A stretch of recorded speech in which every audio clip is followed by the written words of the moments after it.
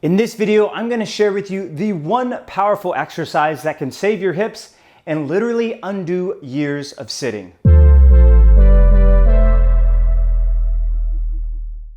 Now, before we go over this one powerful exercise, it's important that you know exactly where we're trying to target and focus on when we're doing this exercise.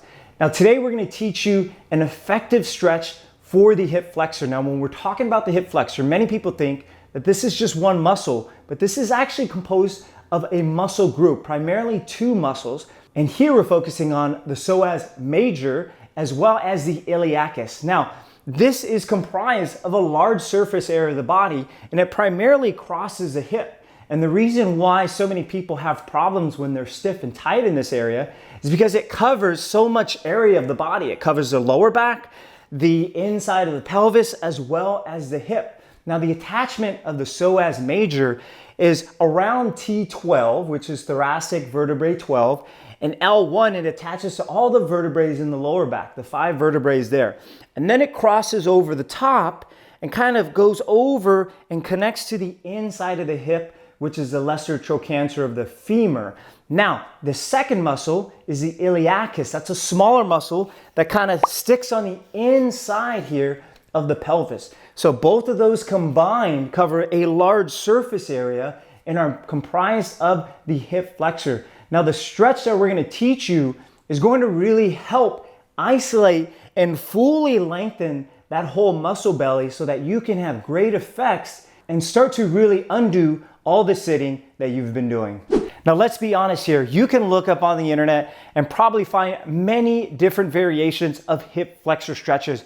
But this exercise that we're going to show you here is really going to be effective, and primarily for one reason, and that is because it is addressing the problem at multiple planes. Now, you've probably seen many different hip flexor stretches. Let's say, for instance, the common hip flexor stretch where you just lean forward. Maybe you have that front leg on a stool or a step, and you're just going in one plane. We call this the sagittal plane, and you're just coming forward. And yes, you might be stretching the hip flexor because you have the leg behind you. You're really not adding in that transverse plane component. Same with the knee to chest. If you're laying down on your back, you're bringing your right knee to your chest. You're going to be stretching out the left hip flexor. And although, once again, you are technically lengthening the hip flexor, you're not really addressing, once again, that transverse plane, that 3D dimension, working in multiple planes when we're stretching.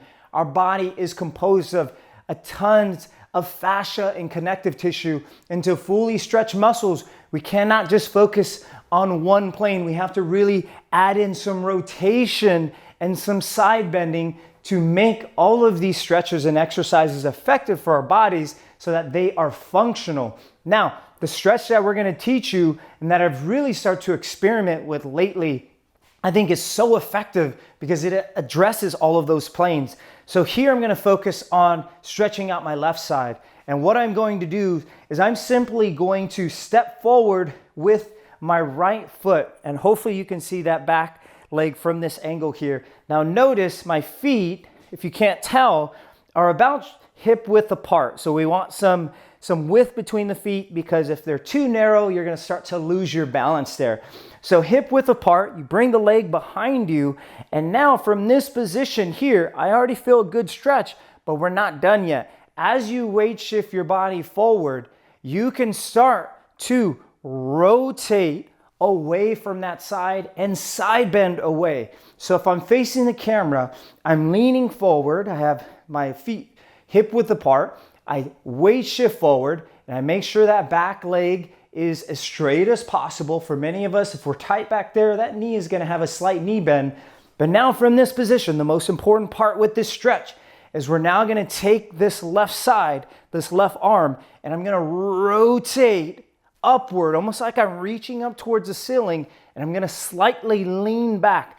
I'm creating this side bend of the lower back and this rotation. You're going to notice that's going to really lengthen the quadriceps, the hip flexors, all across my body, and you're going to feel that stretch.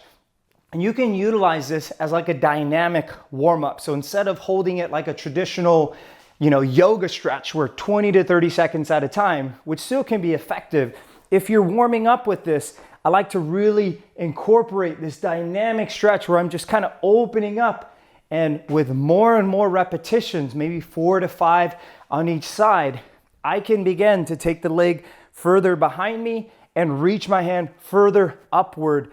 This is going to really attack that diagonal, that 3D dimension piece of the muscle. It's going to be extremely effective. Best part about this is you can also do this kneeling. We've seen many times people perform the half kneel stretch or hip flexor where they're just going forward, and although you might feel stretch on the hip flexor, you're not fully getting that 3D dimension, that transverse plane. And now with this specific stretch, we can do the same thing. We can reach above, and what I do with that backhand is I'll kind of even lean back and try to touch the back of my foot there. I'll show you again from this side in this direction. If I take a knee here, now I'm focusing on the stretch of the right leg. I'm gonna now start to reach up towards the ceiling, get that rotation, and even let my left hand fall back behind me. Guys, you can use this as a dynamic, you can use this as a static stretch, but if this is something you're already incorporating below, let me know in the comments how this is working out for you. In the meantime, if you found this video helpful, please do me a favor by giving this video a like and a thumbs up, and we will catch you in the next one.